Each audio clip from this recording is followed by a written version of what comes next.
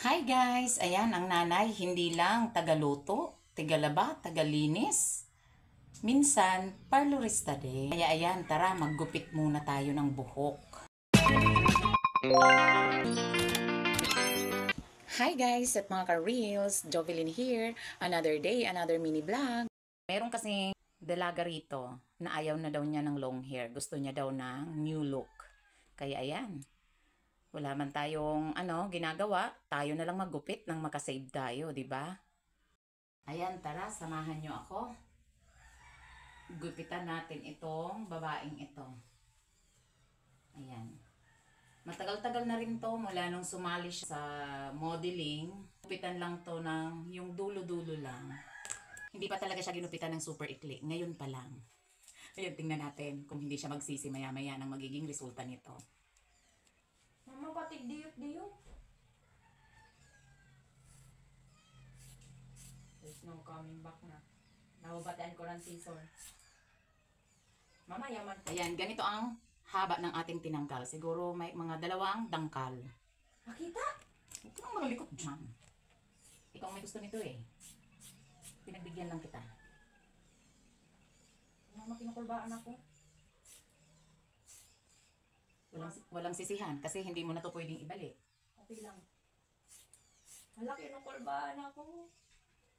Mama, kinukulbaan ako.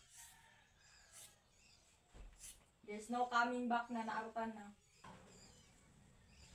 Pantay na, Mama. Dili, tangga-tangga. Mama! Balitaw. Choke lang.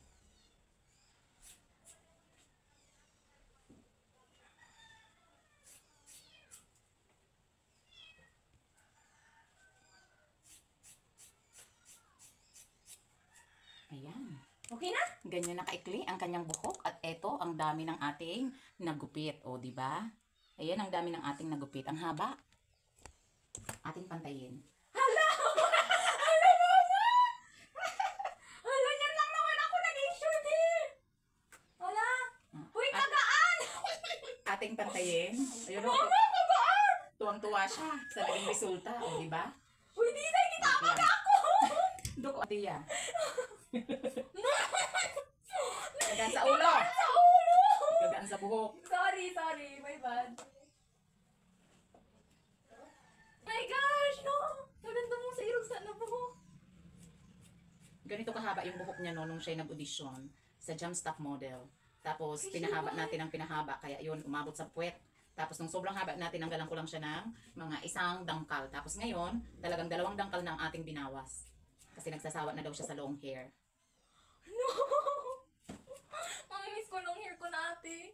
Kaganda sa feeling. Di na siya kaganda sa imo. Bakit? Baka good girl. Hala. Hair holds memory daw. So, isi-save ko ang mga hair ko.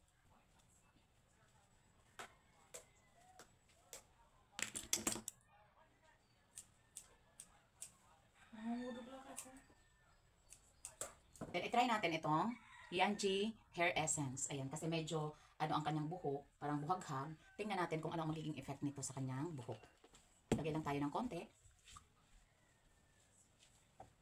Tingnan natin kung magiging makintab. Kasi medyo naging dry na rin ang kanyang buhok sa katagalan. Hindi na rin na alagaan ng maayos.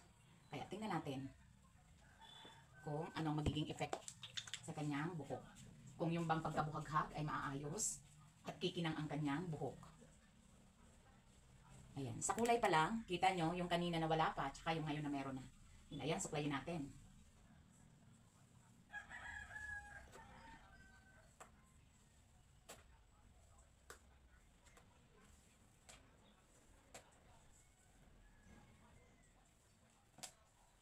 Ayan, o, diba? Parang 1 minute salon. Tingnan mo naman, straight na at impis na, wala nang buhaghag. At kuminang pa. Look. O, diba? Parang 1 minute salon.